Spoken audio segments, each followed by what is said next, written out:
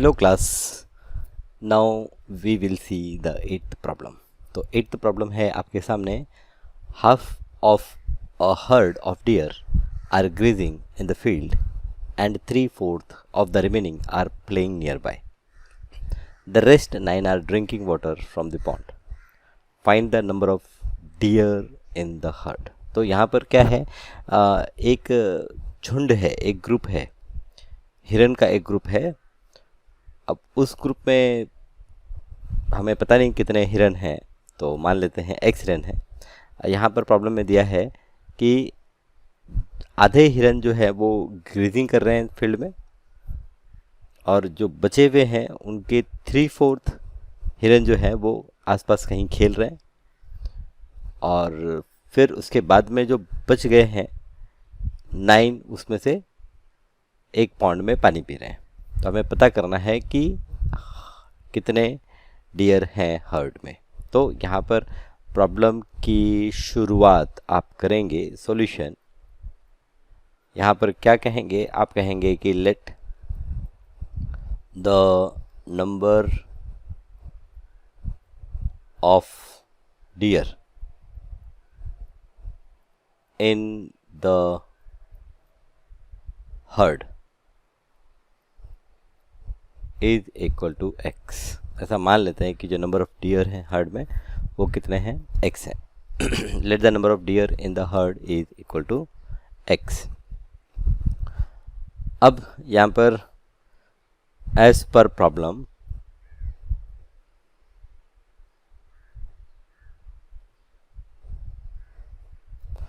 half the herd of the deer grazing in the field, so number of deer grazing in the field is equal to x by 2. So therefore remaining number of deer in the herd, remaining number of deer in the herd is equals to, यहाँ पर ये होगा, पहले x थे उसमें से x by 2 हमारे grazing कर रहे हैं, तो बचेंगे कितने, x by 2 डियर बचेंगे। अब आगे दिया है कि 3/4 are playing in the nearby out of the remaining 3/4. So number of deer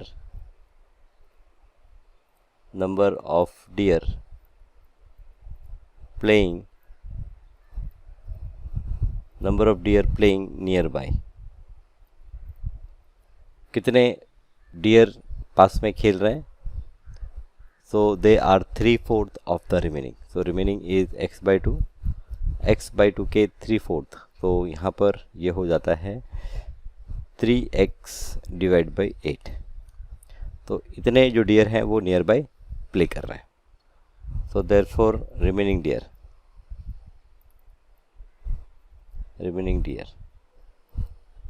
dear ये हो जाएगा, पहले x by 2 थे उसमें से हमारे 3x by 8, तो क्या कर रहे हैं, प्ले कर रहे हैं।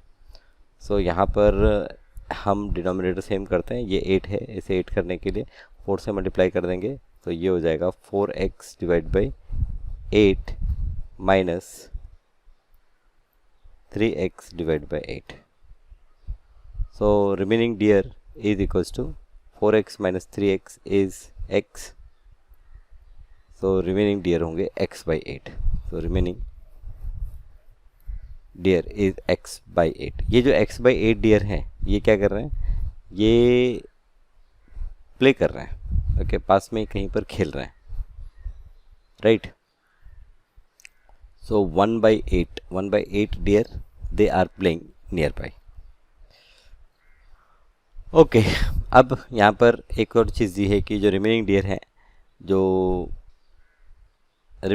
जो हैं x by 8, अब ये क्या कर रहे हैं, ये एक तालाब है वहाँ पर पानी पी रहे हैं। हाँ, हमारे पास जितने डियर थे उनके आधे तो फील्ड में ग्रेजिंग कर रहे थे, बचे आधे, वो आधे के भी 3/4 जो थे वो क्या कर रहे थे, वो प्ले कर रहे थे। तो मतलब 3 divide by x divide by 8 dears जो हैं वो प्ले कर रहे थे। अब x divide by 3 x divide by 8 dear को हम सब्ट्रैक्ट कर देते हैं x डिवाइड बाई 2 से। तो x डिवाइड बाई 2 से सब्ट्रैक्ट किया तो हमें मिलता है x डिवाइड बाई 8। ये रिमेनिंग डियर है और ये रिमेनिंग डियर तालाब पर पानी पी रहे हैं। तो एज़ पर प्रॉब्लम हमें ये दिया है कि ये जो x डिवाइड बाई 8 है इनका नंबर 9 है। 9 they are drinking the water. Okay, so therefore x divided by 8 is 9, so therefore x is equals to 9 times 8। Okay, ये 8 ट्रांसपोज करेंगे तो ये मल्टीप्लाई हो जाएगा, या फिर हम दोनों तरफ 8 से मल्टीप्लाई करेंगे तो यहाँ पर 9 8 का कितना हो गया 72। Okay, so number of dear, so in the heard, so total number of deer in the herd is therefore I will say therefore number of deer in herd is equal to 72। तो total 72 dear हैं जो heard में हैं यहाँ पर। 8th question.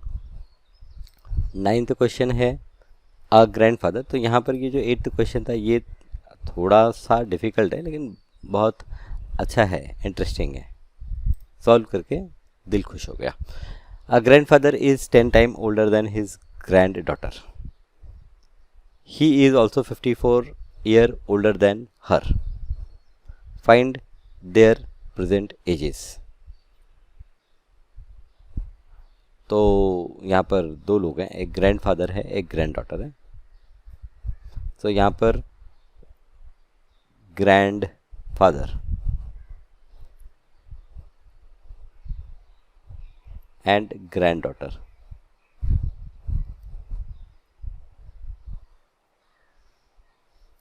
इनकी present age की अगर बात करें, प्रेजेंट एज, तो ग्रैंड डॉटर की एज अगर हम मान लें x, सो ग्रैंड फादर की एज होगी 10 time, that is 10x। He is also 54 year older than her. अच्छा, एक और चीज़ दी है कि जो ग्रैंड फादर हैं, ओके, इनकी जो एज है ये इनकी ग्रैंड डॉटर से 54 ईयर ज़्यादा है। तो 10x is equal to x plus 54। So therefore यहाँ पर x को ट्रांसपोज करेंगे 10x minus x is equal to यहाँ पर 54। सो 10x माइनस x होगा 9x is equal to 54। Therefore x is equal to 54 divide by 9 is equals to 6। okay, so x is equal to 6।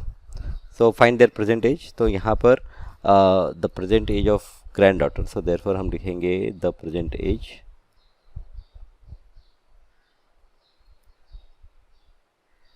of granddaughter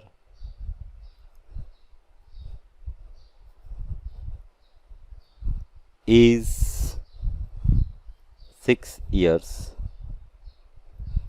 and the present age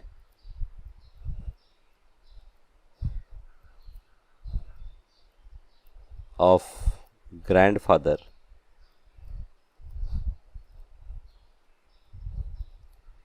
is 60 years।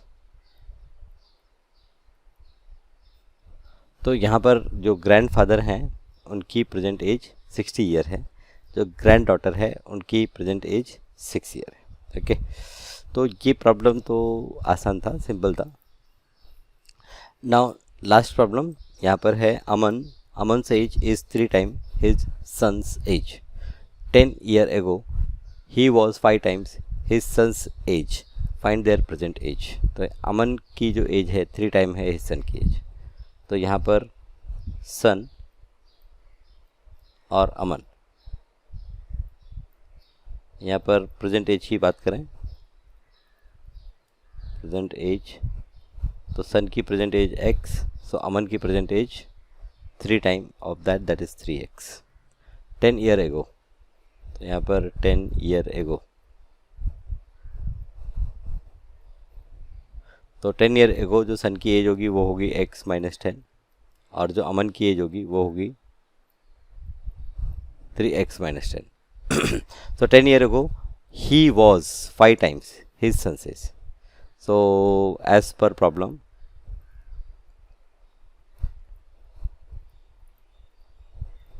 यहाँ पर 10 year ago ये जो father की as है 3x minus 10, this is 5 times x minus 10.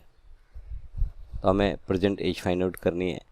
तो therefore 3x minus 10 is equals to, यहाँ पर ये होगा 5x minus 5 10 ज़ा 50. So therefore